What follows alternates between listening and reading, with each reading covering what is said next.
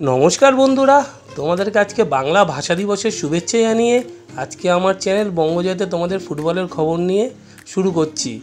আর তার আগে ফুটবলে আজকে কি খবর আছে সেটা জানার আগে অবশ্যই আমার চ্যানেল বঙ্গজয়কে তোমরা লাইক, শেয়ার আর সাবস্ক্রাইব করো। তোমাদেরকে বারেবারেই বলি যে লাইক, শেয়ার, সাবস্ক্রাইব করার জন্য তোমরা যত বেশি লাইক, শেয়ার, সাবস্ক্রাইব করবে আমি ফুটবলের ভালো ভিডিও বানাতে আর ভালো ফুটবলের খবর আনতে বেশি উৎসাহ পাবো।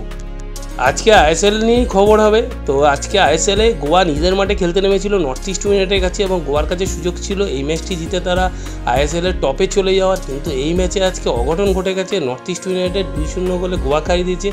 শুধু অঘটনও না, গোয়া যেমন টপে যেতে পারেনি, 4 নম্বরে নেমে গেছে, তেমন নর্থ ইস্ট ইউনাইটেড তারা 16 ম্যাচে 19 পয়েন্ট নিয়ে লিগ টেবিলে 6 নম্বরে ঢুকে গেছে আইএসএলের এবং ইস্টবেঙ্গলের উপর যথেষ্ট চাপ বাড়িয়ে দিয়েছে এবং ইস্টবেঙ্গল যথেষ্ট চাপেও পড়ে গেছে এই ম্যাচ নর্থ ইস্ট ইউনাইটেড জিতে যাওয়ায়।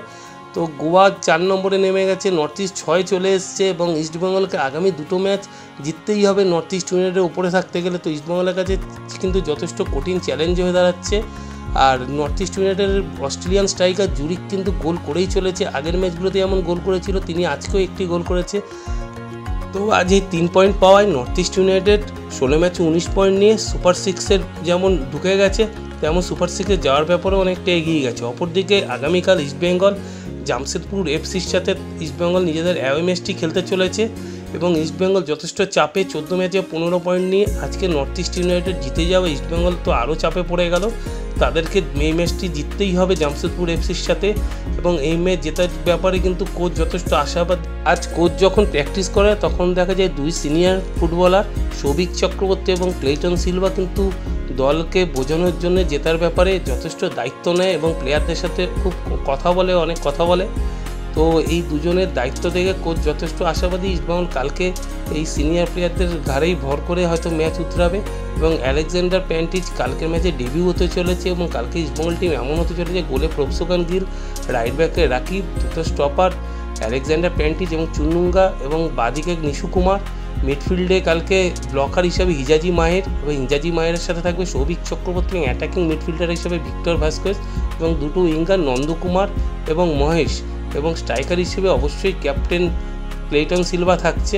তো এই হলো কালকে ইস্টবেঙ্গলের মোটামুটি প্রথম একাদশ এবং কালকের ম্যাচে কিন্তু ইস্টবেঙ্গলের জেতা ছাড়া কোনো উপায় নেই। অপরদিকে জামশেদপুর এফসি কিন্তু যথেষ্ট ভালো টিম, তারাও 16 ম্যাচে 17 পয়েন্ট নিয়ে 7 নম্বরেই আছে ঠিক ইস্টবেঙ্গলের আগে।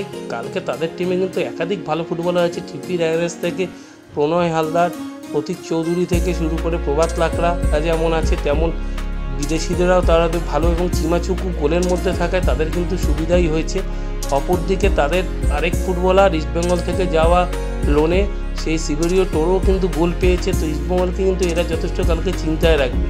তো যাই হোক, কালকে দুটো দলের ম্যাচ আগে থেকে প্রেডিকশন করাটা ভুল, কেননা দুটো দলই প্রায় সমান দল, 50-50 ম্যাচ হবে। তো এই ম্যাচে প্রেডিকশন করতে যাওয়াটাই ভুল। কালকে যারা ভালো খেলবে তারাই জিতবে। তো কালকে যারাই জিতুক না কেন তারা কিন্তু সুপার 6-এ যাওয়ার ব্যাপারেও অনেকটা এগিয়ে যাবে। তো এই ছিল আজকের মতন খবর, আবার তোমাদের সাথে দেখা হবে কালকে নতুন ফুটবলের খবর নিয়ে। তোমরা সবাই ভালো থেকো, আজকের মতো আমি এখানেই শেষ করছি।